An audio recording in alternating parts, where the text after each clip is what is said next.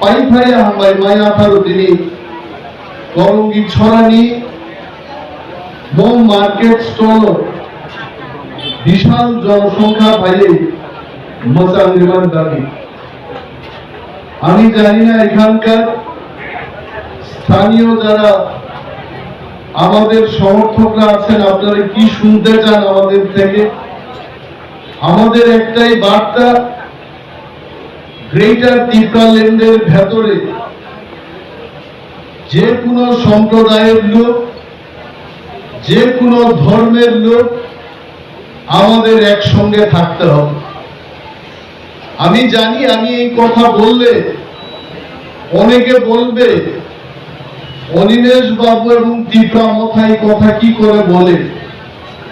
Greater Tripuraland মানেই না greater Tripuraland বিশিঙ্গ তঙ্গাই Hindustani, Manipuri, মুসলিম minority, Hindu বাঙালি একেবারেই ওরা তন্ময়ে থাকতে পারবে না, এই কথা আমরা কখনোই বলি না। আমরা চাই আমাদের বর্তমান এদেশে এলাকা এবং যে সমস্ত এলাকায় ত্রিপুরারা বসবাস করছে এই সমস্ত এলাকাকে নিয়ে গ্রেটার ত্রিপুরাল্যান্ড স্টেট গঠন হোক, এটা আমাদের দাবি। তার অর্থ এই নয় যে এই এলাকায় ত্রিপুরা বাদে অন্যরা যারা বনবাজার, করঙ্গি ছড়া, আসারামবাড়ি এলাকায় বসবাস করছেন আপনারা থাকতে পারবেন না, এই কথা আমরা কখনোই বলি না। আমরা শুনি অনেক সময় আমাদের বিপক্ষ রাজনৈতিক দলের নেতৃবৃন্দরা আপনাদের কাছে এসে বলে যে ত্রিপুরা মথা যদি ক্ষমতাতে আসে এই এলাকায় বাঙালিরা থাকতে পারবে না।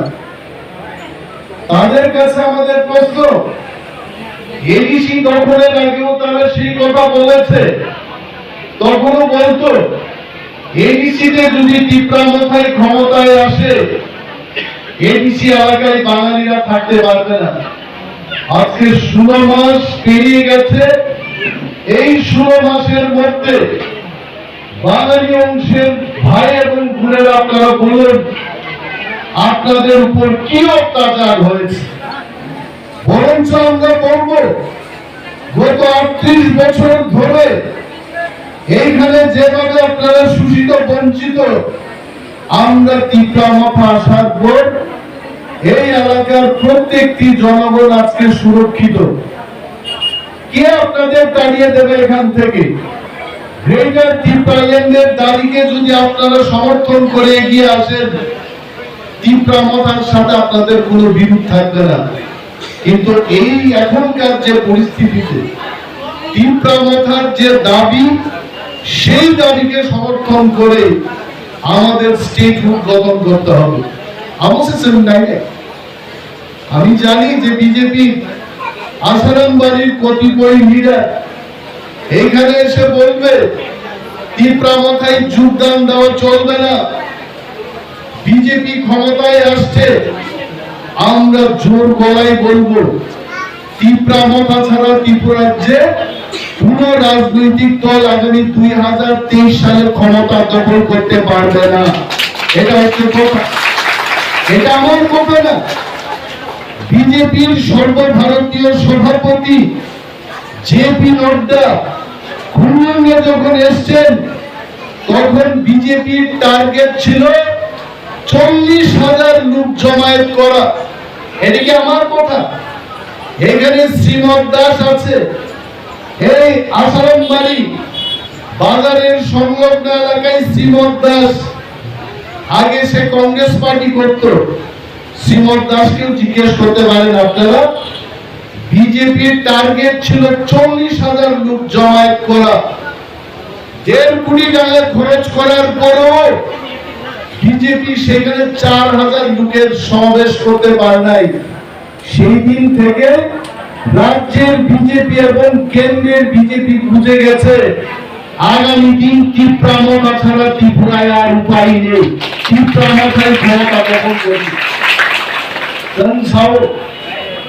চিনিটি প্রাসারক কোবান্দি শাখায় বড় গাইলে পয়সা লাইও মারে মালাই কক সালে বুঝি আইছে আন্দোলন ফাসিং সাও বিজেপি নি সর্বভারতীয় সভাপতি জেপি নড্ডা ভাইব্রো খুনুগ 40,000 বড় খাইলেন তমনি 40,000 দূরে থাক 4,500 বড় কালিয়া 1.5 কোটি টাকা গাড়ি ভাড়া খরচ খাইলেন আর তিনি দিচ্ছেন জনসভা আমরা শুধু 3,000 টাকা খরচ করেছি আর 3,000 খরচ করে আমরা 3,000 লোক জমায়েত করতে পেরেছি এখানে আপনারা বলুন সাংবাদিক বড় তো ফুটুপুরি ভিডিও ফুটেজ ইসলাম দিয়ে ইন্টেলিজেন্সের যারা এখানে দাঁড়িয়ে আমাদের বক্তব্যকে লুট করছেন আমগর লুট খাই নাই এখানে কয় হাজার গ্রুপ হবে আপনারা দেখুন আপনারা গণনা করুন ধরো গণিনে ধরো 3,000 মাত্র মাইক বাড়া মাত্র 3,000 আর ওরা যারা দুরি চারাই ফাইনের স্বতঃস্ফূর্ত ভাবে ফাইল করঙ্গি ছড়ো 3,000 বড় নিচে জমায়েত লাগাইছে এবং চিনিক আগামী দিনে যখন আসারামবাড়ি বিধানসভা কেন্দ্র নির্বাচনে তীব্রামত হওয়ার যখন বিজেপি বা অন্য কোন দল লাই নাই ওরা 80% ভোট মানে আসারামবাড়ি কেন্দ্র তীব্রামত জয়লাভ লাইনে